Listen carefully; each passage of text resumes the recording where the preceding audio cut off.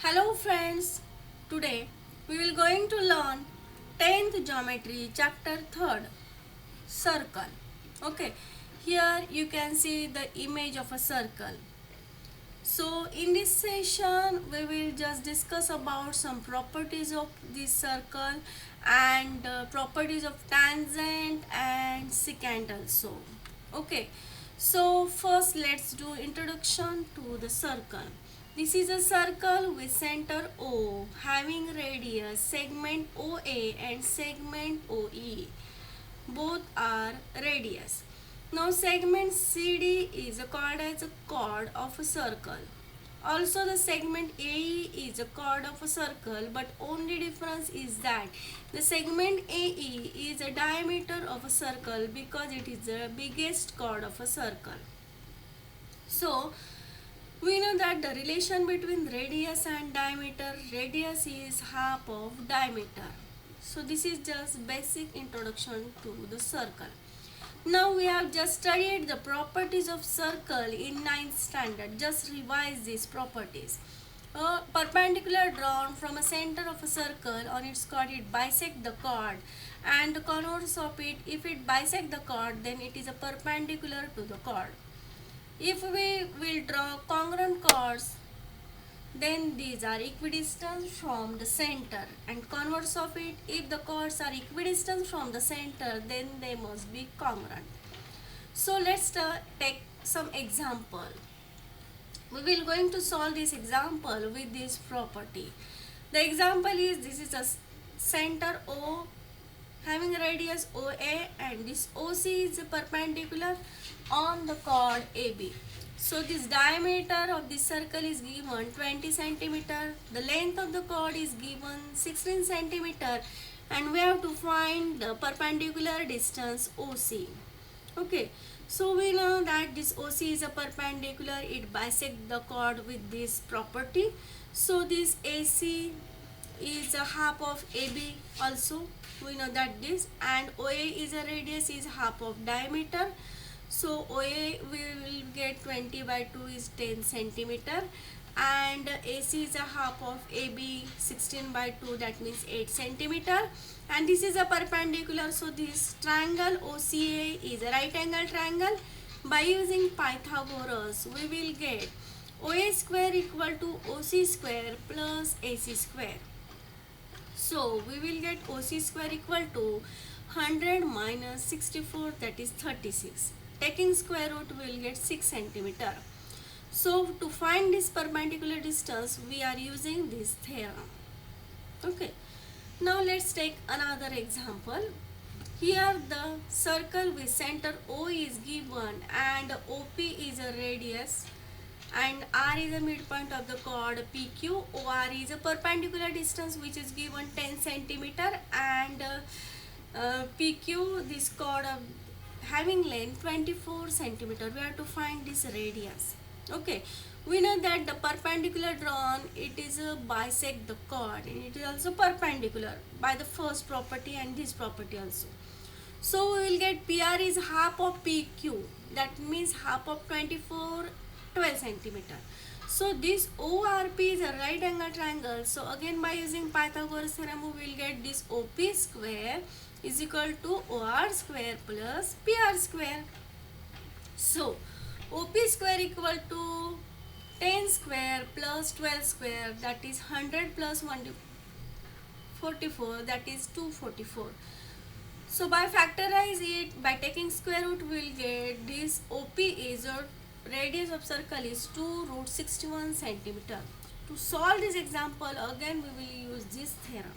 Okay, so this one example based on this theorem. Now take another example. Here a circle with center O is given, and this AB and CD, these are two chords. Okay, and these chords having congruent, that means these are of the same length given. Suppose that 16 centimeter, and radius of this chord, radius of this circle is given 10 centimeter. We have to find the distance of these two chords, that means we have to find OM and ON. Here radius OA and OC is given 10 centimeter. AB and CD both having 16 centimeter. We know that by first theorem, perpendicular it bisect the chord, so AM equal to half of AB. So AM equal to half of 16, we will get 8 centimeter. Okay, so this triangle is again right angle triangle OMA by first property. So by using Pythagoras, we will get OA square equal to AM square plus OM square. That means OM square equal to 10 square minus 8 square, 100 minus 64, we will get 36. By taking square root, we will get 6 centimeter. So if we similarly do this all on this side, we will also get ON is also 6 centimeter. That means if these two chords of equal length, suppose that 16 centimeter, then these are equidistant from the center. That means OM and ON both are 6 centimeter. Okay, so this is one example based on this theorem. Now let's take another example.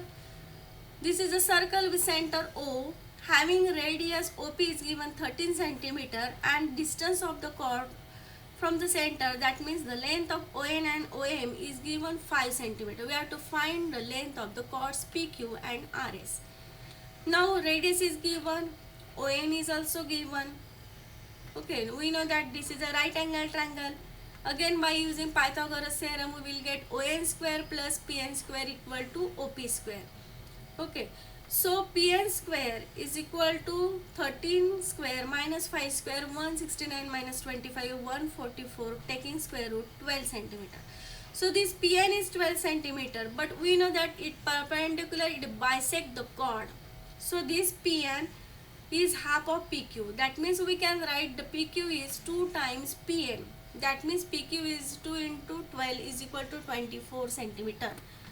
Again, if we do this similarly, then we will get RS is also 24 centimeter. That means these two chords PQ and RS are of same length. That means these are congruent. Okay, so this is a one example. Now let's do some activity.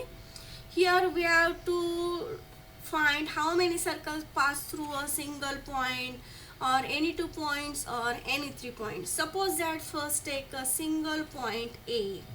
Now we have to find how many circles can we draw which will pass through this point A. Okay, so we can draw easily this one circle, another this circle, another this circle. Okay, so likewise we can draw infinite number of circles from a single point which is passing through a single point. Okay, we can draw infinite number of circles. Suppose that if we take any 2 points, we know that any 2 points are always collinear. We have to draw how many circles, we have to find actually how many circles can we draw which will pass through these both 2 points, both these points. So what we have to do first, join this segment AB and draw one perpendicular bisector. Okay, and if we take any point on this perpendicular bisector, likewise this, then we can draw easily a circle which will pass through these both 2 points AB. That means we can increase the radius and take a center on this perpendicular bisector. We can easily draw many circles passing through point A and B. That means here we can draw infinite number of points from a single point and from any 2 points, infinite number of circles. Now let's take another property. Suppose that 3 non-collinear points A, B, C, then how many circles can we draw passing through these 3 points, non-3 collinear points? Only one circle we can draw which will pass through all these 3 non-collinear points. But if we take collinear points, that means collinear means they are in a single line. Okay, so how many circles can we draw which will pass through all these 3 points? This is just impossible. So we cannot draw any circle from 3 collinear points. Okay, now let's study some property of tangent and secant. Observe all these 3 figures. Now here in this figure, this is a circle with center A and this is a line M. Here this line M touches at only a single point P, and here the line M intersect the circle at two different points Q and R.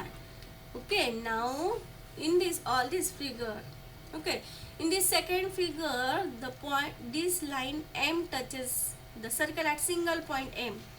Okay, that means line M and this circle having only one common point P. So this line M is called as a tangent of a circle at point P.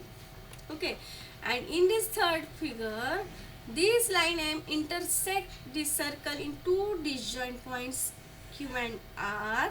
Then this line M is called secant of a circle. Okay, this is called the tangent which touches at a single common one point P, and it intersect the two different points to the circle, so it is called as a secant. Okay, so now let's study one theorem that is known as tangent segment theorem. Here one circle is given with center A, and this segment PD and segment QD, these are called as the tangent segments. Now theorem is that tangent segments drawn from a external point to the circle, these are congruent. Now if we draw first figure, we have to write the given. What is given? Okay, so seg PD and seg QD, these are two tangent segments from one external point D. We have to prove that seg PD and seg QD, these are congruent. Okay, so first we have to do one construction, is that draw this radius, and we know that this radius is always perpendicular to the tangent. Okay, by tangent theorem we know that the radius is always perpendicular to the tangent. So look at these two triangles, triangle PAD and triangle QAD. Okay, so in this triangle seg PA and seg QA, these are congruent because these are radius of a circle, and seg AD is congruent to seg AD itself because this is a common side. Also this angle is of 90 degree, that means angle AQD and angle APD, these are congruent because of tangent theorem, it is of 90 degree. So this triangle PAD and triangle QAD are congruent by S. Okay, so these are congruent. So here in triangle PAD and triangle QAD, these are congruent by hypotenuse side test because these are two right angle triangles. Okay, so if these two triangles are congruent, then remaining segment PD and segment QD, okay, these are congruent because by CSCT, congruent side of congruent triangles. Okay, now let's take one example based on this theorem.